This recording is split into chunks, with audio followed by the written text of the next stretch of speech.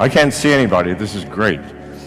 I understand there are some government employees here. You're not going to like what I'm going to say. So either take a stiff drink or go play pool for a while if you don't want to be offended. The blockchain is the first world-changing technology in the past 100 years that did not come from the bowels of a secret government development, didn't come from the CIA, did not come from Samsung or Apple or IBM. It came from ordinary programmers, ordinary people. And it's been with us for almost 10 years. It has become part of the people. Governments are just now starting to see the blockchain and cryptocurrency as an opportunity or a threat or something to fear, and it is all of those, all three. The opportunity is, like with Facebook's Libra, to say, we have created something that empowers the people. Well, that's bullshit. It doesn't empower anybody except Facebook. Because everything you do now will be monitored financially. Not just what you're buying, not just the people you're talking to, who your friends are, that's already monitored. No, everything that you do financially. Is this in the people's interest? You know the answer to this. We are rapidly approaching an era where people versus government becomes a worldwide phenomenon. Now, why would governments fear the blockchain and cryptocurrency? It's because with the advent of privacy coins like Monero and dozens of others, and the advent of distributed exchanges, which are just now becoming real, then governments can neither monitor nor control what is happening in your financial life. If you're using a privacy coin like Monero and a distributed exchange like the Mcafee DEX, which just came out 2 weeks ago, we're in beta, by the way. It's not real. I mean, it's real, but not functional. In 6 months, it will be the equivalent of Binance on a distributed and decentralized basis. Now, we built ours on the Ethereum blockchain, and we'll be doing it on other blockchains as well, so that you can't shut it down. It's there. What is the blockchain? An immutable record of what's happened. Now, what happened is we put a bunch of smart contracts on it that'll allow distributed exchanges to be real. So when the SEC or the IRS comes to me and says, what have you done? I'm going to go, oh God, I'm sorry. I never thought that you might want to see what's happening. I made a mistake. But it can't be changed. Can't be altered, can't be controlled, can never be shut down. So this scares governments. Why? If they do not know where your income is coming from and what you're spending, then they can't collect income taxes, which is the largest single revenue source for almost every government. Now, in my mind, income taxes, at least in America, are illegal. They're unconstitutional, and until 1913, we didn't have them. Nevertheless, today, income taxes is the majority of the United States revenue source. Now, if you believe that people are going to be honest, and if they earned $100,322, that they're going to say so in their tax returns, knowing that the government doesn't know. There's no way for the government to find out, but yes, I'm going to be honest and tell you, you know that that's a lie. People are not this way. They don't act in this fashion. If they can get away with something and know they can't be caught, then, well, they're not going to pay taxes. This frightens governments. But unfortunately, it's like Pandora's box. The blockchain and cryptocurrency is out of that box, and it will never be put back in. So what are governments doing? Or corporations or regulatory agencies contemplating or building their own cryptocurrency like China, or corporations like Facebook. Why? Thinking that if they promote this properly, like Facebook's empowering the people, utter bullshit. Controlling the people is what they're talking about. And as governments come out with their own cryptocurrencies, the crypto dollar, the crypto euro, the crypto pound, they will be saying the same thing. We are empowering you, making your life easier, when what are they really doing? Monitoring, controlling, and getting deeper access into the privacy of your own lives. So this is that reality. But the people who are using Bitcoin, Monero, Ethereum, the people who are on exchanges, the people who are selling goods and services for cryptocurrency, well, they've been doing this for a while, and they're not going to stop. And the technology developed by the people, privacy coins, distributed exchanges, this will win only if the people understand that this is where their power is. It's not going to be with Libra. It's not going to be with the crypto dollar. It's going to be with something that comes out of this morass of thousands of cryptocurrencies that currently exist, which we all latch onto. And it will be a privacy coin. And maybe many, hundreds, it doesn't matter how many. If they're usable, if they're functional, that's all that matters.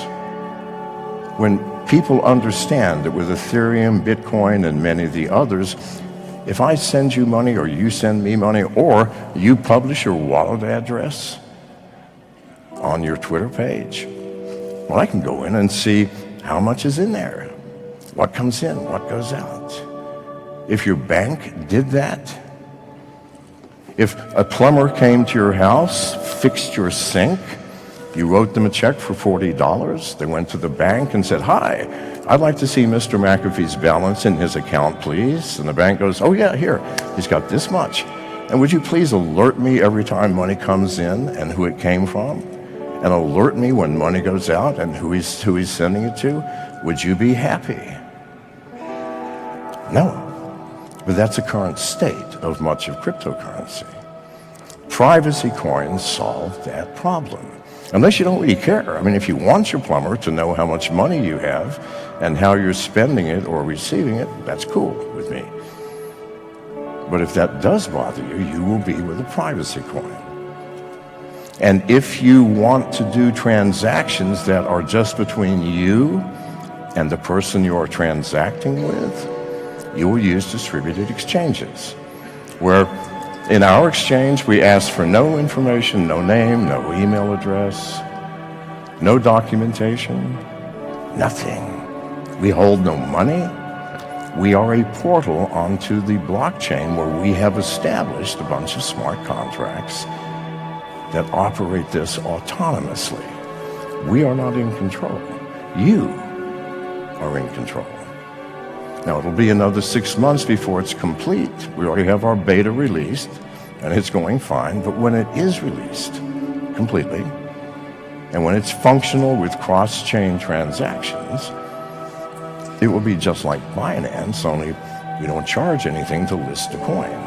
You don't have to give us a Lambo and $200,000. No, you press the button at the top, name the coin, and put in the technical specs, and you're now fucking listed. That's it.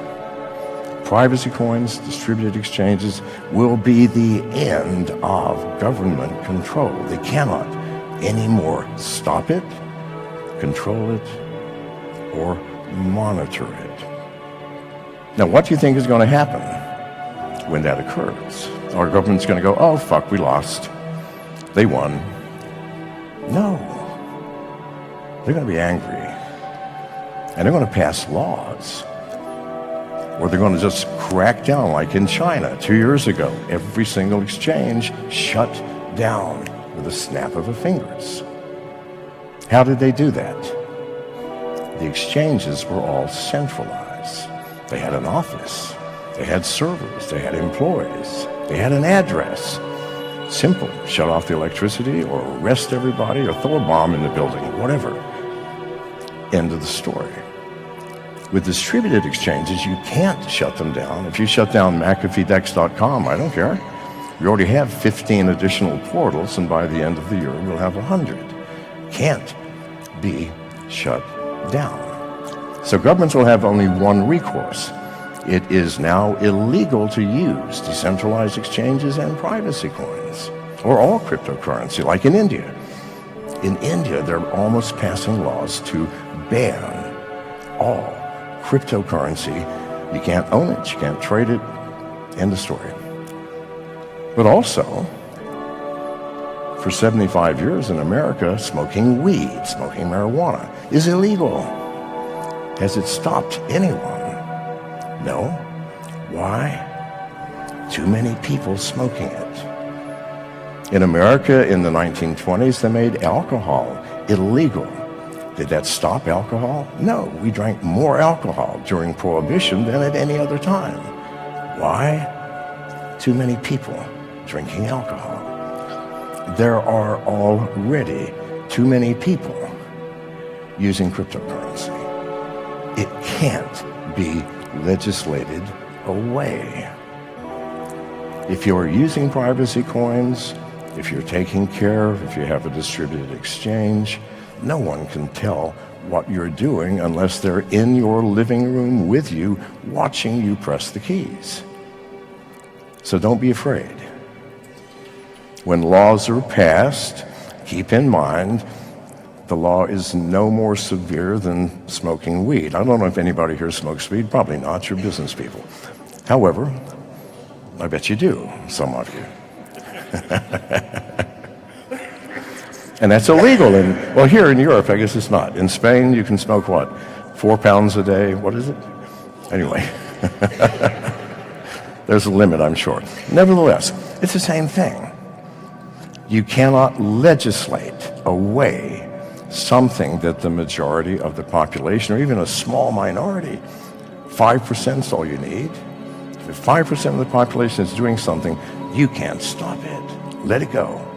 As long as it's not out murdering your neighbor or robbing banks, that's a different story. But no, in the privacy of your own home, conducting business can't be stopped. Now, if anybody's from a government listening to me, you need to take heed, because the technology is already in place to bypass your attempts to collect income taxes. And it does not matter what you do. Make a law, legislate this, double your police force, make it the death penalty. It's not going to fucking matter. People will do what they want to do in the privacy of their own homes. End of story. And I'm going to open it up to questions, because I'll just talk all day. Any questions? Everybody's asleep. Or is anybody? I can't even see. Is anybody here? Oh, there. Yes, sir. Well, why don't you come up here, because I'm half deaf.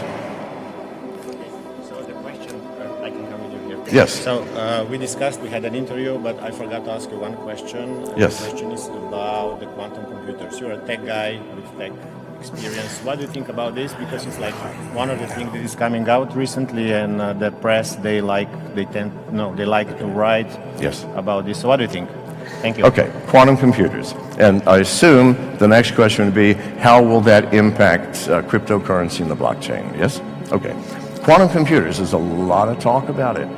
especially Google, that has quantum computers that can do calculations in a fraction of a second that would take 10 trillion years using normal computing. Does this mean it is a general purpose computer? No. Quantum computers have tiny, specific applications, and it's going to be 50 years before a general purpose one comes out. And if it does, is that going to end cryptocurrency? No. No more than computing ended selling people gum at a store. It just changes the way that it's done.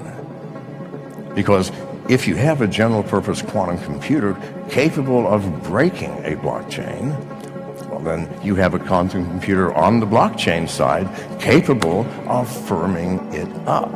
And we'll be in the same position we are today. Hackers trying to get in, we trying to keep them out. Now, if only the hackers have quantum computers, or if only the government, that's perhaps a different story. I hope I answered your question. Yes, sir. Come on up here. Like I said, I can't hear.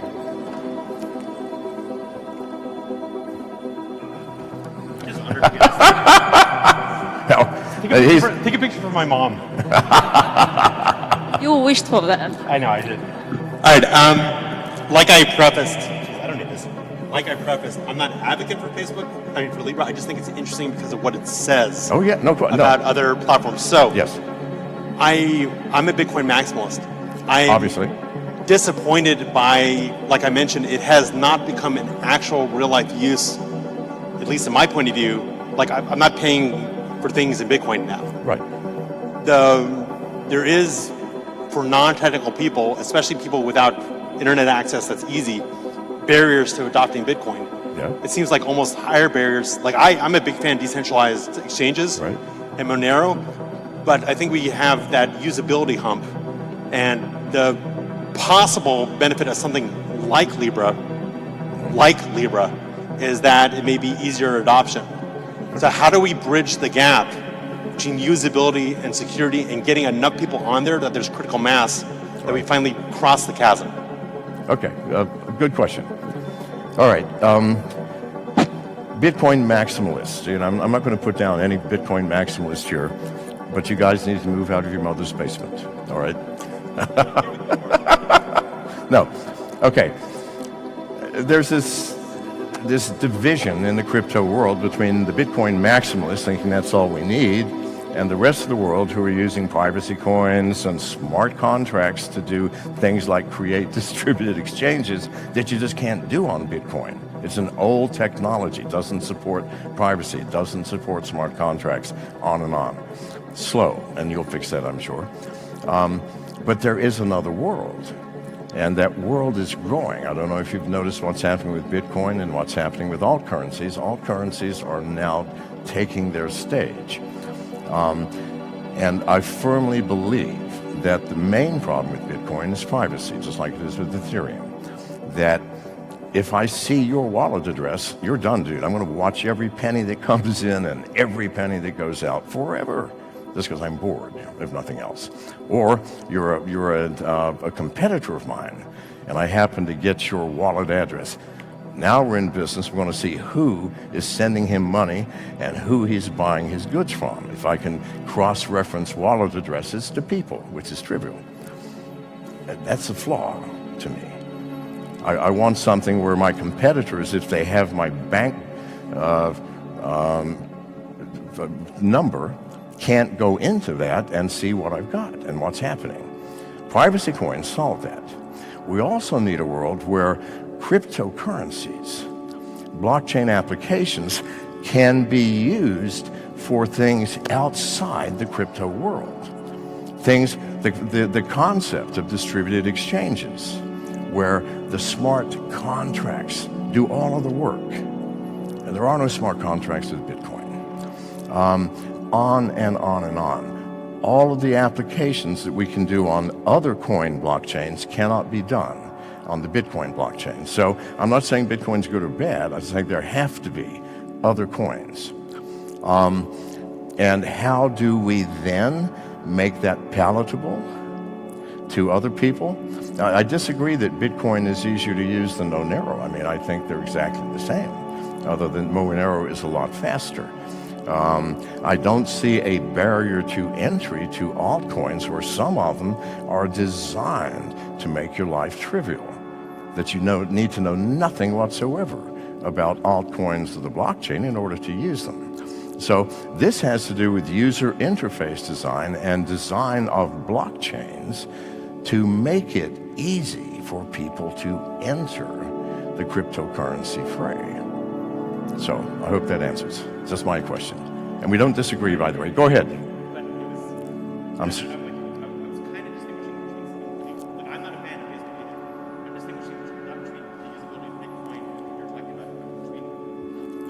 Okay, use the mic, or come back up. That's okay. Again, not a Libra advocate, but I'm not saying Bitcoin's easier to use than Monero. I take your points as given. I agree. I have this problem myself with Bitcoin and the rest of these. What I'm talking about is, for people who have like the Facebook app on their mobile device. Yes. It's a very easy onboarding process, or they have WhatsApp. It's a very easy Absolutely. onboarding process. Absolutely. And then say, hey, do you want to send some Libra? Yes. And I don't want some Libra or something like Libra to win at the expense of what you're talking about. Yes. But I don't think you quite address the corporate crypto in WhatsApp or in Facebook usability versus you're proposing. Right. No, the onboard for Facebook is going to be trivial and massive, all right?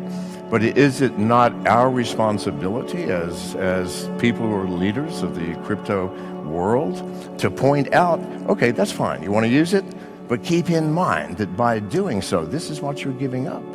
You're giving up your privacy. You're allowing them to ooze into every aspect of your financial life, and they can monitor it and control it. It's just like a bank, only worse. So that's our job, is to explain that. And then if you want to use it, use it. Or I might use it myself for convenience, for things that I just don't give a shit that the government knows what I'm doing. But at the same time to say, by the way, if in fact you care about privacy, if you care about government keeping out of your stuff, then you don't want to use this or that because, and then tell what the reasons are. I mean, you're absolutely correct. And Facebook has, a terrific advantage. The US government's going to have even greater advantage, but it's our job to raise the alarm. People, you don't have to use this. Even if they make it, you must use this, that's fine. Ignore it and get back to business. Any other questions? So I got the mic. Hi, John. How are you doing? I can't help but notice you have two mics. Yes, this is louder. So I'm Valentin Preobrazhensky from Latoken. So Bitcoin is a great digital gold, but it's a bit volatile for daily transactions from people from India. Stable coins, they are backed by dollars, so it still depends on the system. Facebook Libra is from Facebook, which is already too big. It's already kind of have a big influence and can influence elections potential and so on. So it's not likely it's a good idea to give them this new kind of currency, transactional currency. So why not crypto community comes together and create the board to manage supply of the currency, of the new currency, which will be less volatile and will be managed a bit closer to existing fiat currency. So with the monetary policy, with inflation targeting, what do you think of that? Is this kind of monetary board possible within the crypto community? Okay. The key word is for the crypto community to come together. What are the chances of that? I'm being very serious here. We've got thousands of coins. We have Bitcoin maximalists and minimalists. We have privacy coin advocates. We have stable coin advocates. And by the way, I don't think it's a bad thing to have a stable coin based on the US dollar, like DAI. Never varies more than 1% up or down from the dollar. Because right now, what is everybody doing? The market's volatile, I'm going to cash in and get my dollars, all right? Well, why bother? If you're going to get back in at some point, then cashing in is merely converting your Bitcoin or Ethereum or Monero to DAI, trivial concept. Nothing gets cashed out. There's no fiat going one way or the other. And then later on, convert part of that back into whatever you want to invest in or use. That's the value of stablecoins now. Because we all know the crypto market is, well, it's beyond volatile. It's like Bitcoin jumped, what, $1,500 yesterday? God knows what it'll be. Well, it may be down 2,000 today. I don't know. It's up, it's down. But a stable coin, something that you can put your assets into and know that 3 years from now, it's still on a par with the dollar. Is that not better than having to exit and take the dollars? This is how I see stable coins. And I think there's only one really stable coin, and that is DAI.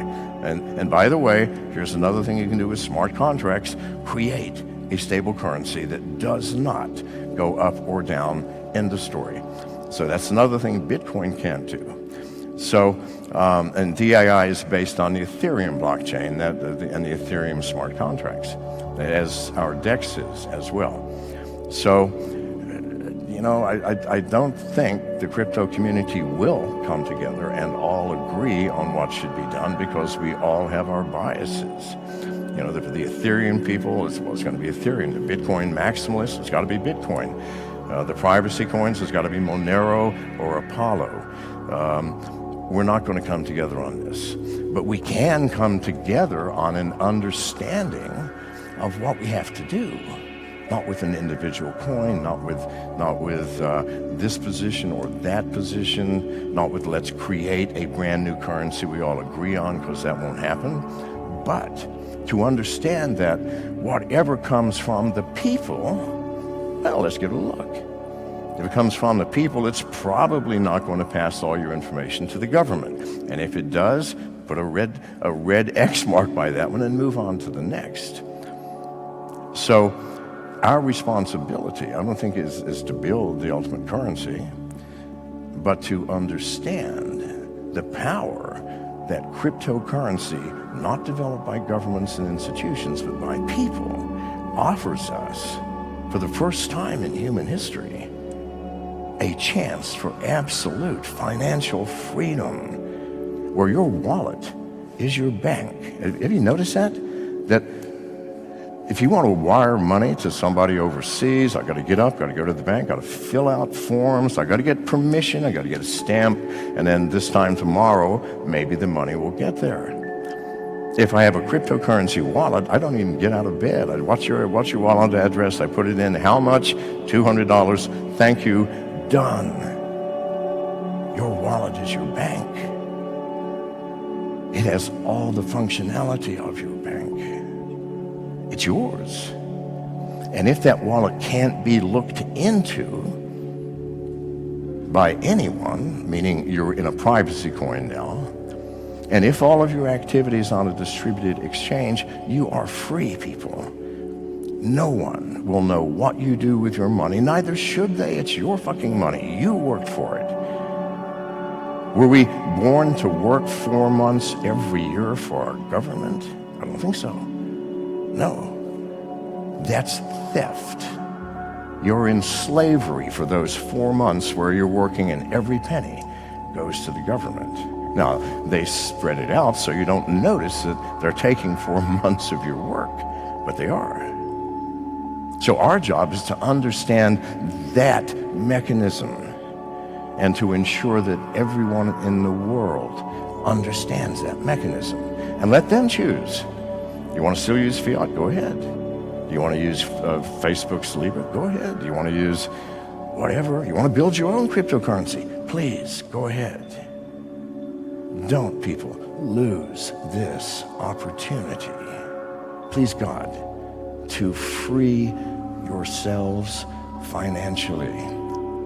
Because using fiat currency, those who control the currency, how much of it there is, monitoring where it goes, are your masters. Because you cannot buy a house, pay the rent, send your kids to school, get insurance, get medical care without that fiat currency currently. But what if you didn't have to use that currency? What if when they doubled the number of bills in use and devalued your hard work by 50% that you didn't care because you're not using it? This is where we have to be, because this is where we will be eventually, I promise you. This is not a war that the people can lose. This is merely a war which will go on for a short period of time and governments will adapt, or it is a war that will go on for centuries, but it will continue until the people win. See this.